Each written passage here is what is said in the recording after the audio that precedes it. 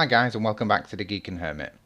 Today I wanted to take a look at Paladins, which is a hero team-based shooter in the same vein as Overwatch, Battleborn and that kind of thing. Now, it's been out for about a year or two, I think now. But if you're anything like me, you've probably seen it, you've heard about it, but you've never bothered looking at it.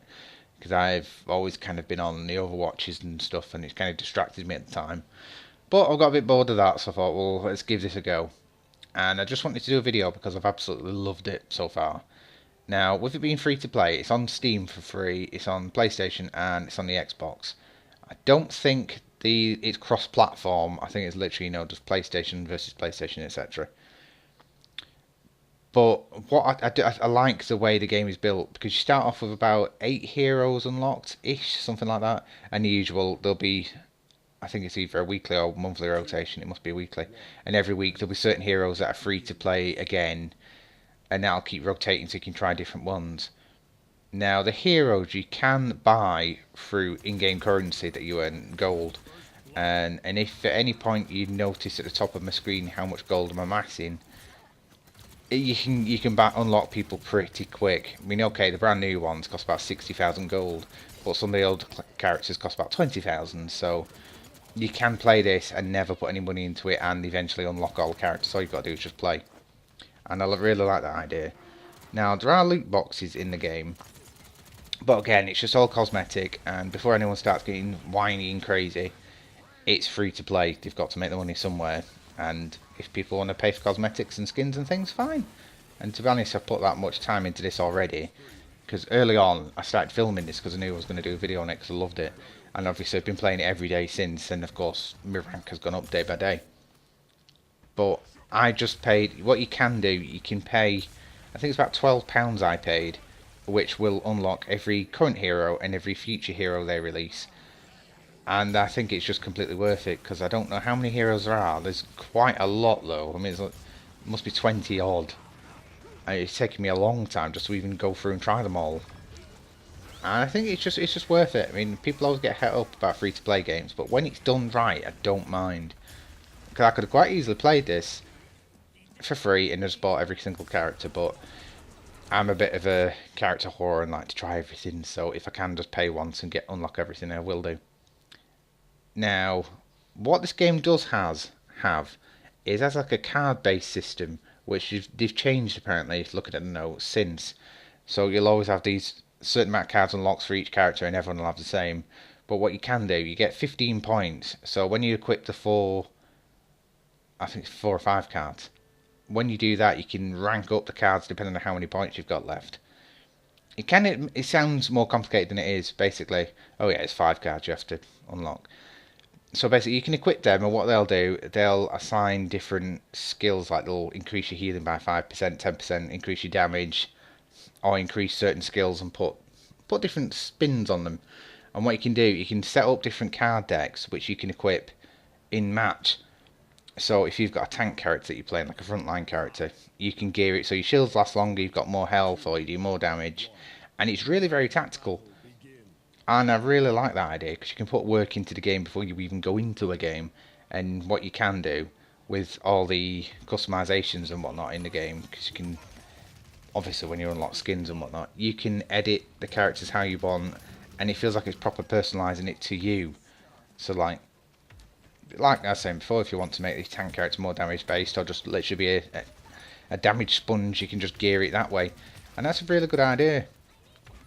Now, each class will you'll have your classes which are front lines, which are tanks. You'll have your just straight up damage, which will just do basically damage. You'll have your healers, which are obvious, and you'll also have your flankers, which are basically fast damage characters with a lot of get out moves. And the idea for them is to harass the front lines, well, not the front lines, just before people get to the front lines. So you'll try and go around the back as best you can and annoy the crap out of people and prevent them from getting to the objective. To be honest, the best comparison I can make is literally Overwatch. They have deathmatch in it, but the main bread and butter of the game seems to be the capture points, where you've got to hold it and protect the payload while it gets to where it's going. It's very, very similar. The only spin it does have, I like the fact you can play it in third person mode if you want, because sometimes it gets a bit hectic and certain characters I find easier to play in third person mode. So I like that. I just think it's a really, really good game, and if you're into shooters in the slightest, it's definitely worth a go. As I said, it's free, and I've enjoyed it. And there are quite a different variety of characters, and I like that. And to be honest, a lot of them are gonna. It kind of reminds me of a lot like a fighting game where you're gonna have to practice, practice, practice, and pick your main characters and just focus on them because like I've been doing a match on one, swap to another, do a match on that, and each character makes the game kind of feel a hell of a lot different, even if you're just between the tanks. Because I was playing like the turtle tank, which can take a ridiculous amount of damage, and I was playing this guy, I can't remember his name, who has an axe, and he's just more melee based, he's a tank. You have to play that completely different, and then there's a newer one, I can't remember what her name is, some woman with a grenade launcher, which feels like an out and out damage dealer, but she's a tank, and has more health. And if you try and play all the tanks in the same kind of way, it doesn't really work. You kind of have to learn each character's specific spin on how they do it. And I think that's brilliant. I just thought I'd show you a quick bit towards the end of the video, just to show you what the loot chests are like and what you get out of the loot chests. Because when I can never be bothered really buying them, but when I paid for the 12 characters, I got so many chests for free as well. So this is literally just me opening them just to give you a general gist of what you get from them. They have sprays, emotes, skins.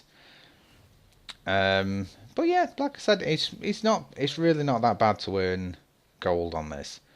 What you will do, what I think is clever, which most people probably won't realise, for your first 5 levels of your character, your overall profile level, you'll be placed versus bots. You'll have human people on your team and you'll be playing against bots, but the bots have random ridiculous names, so it looks and feels like you're playing against people on the internet.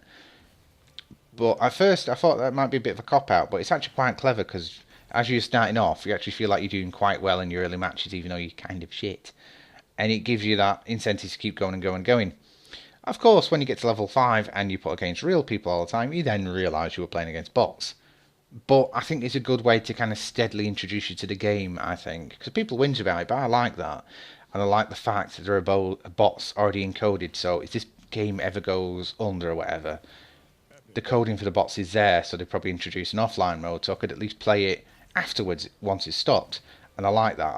It's like a reassurance for me that if they ever stop the game, I'll be able to play the damn thing. Like Unreal Tournament, I still play to this day. God, how many years ago did that come out? So yeah, anyway, if you've enjoyed the video, guys, please give me a subscribe, and any comments, please leave it below, and I'll try and get back to you as soon as I can. Thank you for watching, guys. I shall see you next time. Goodbye.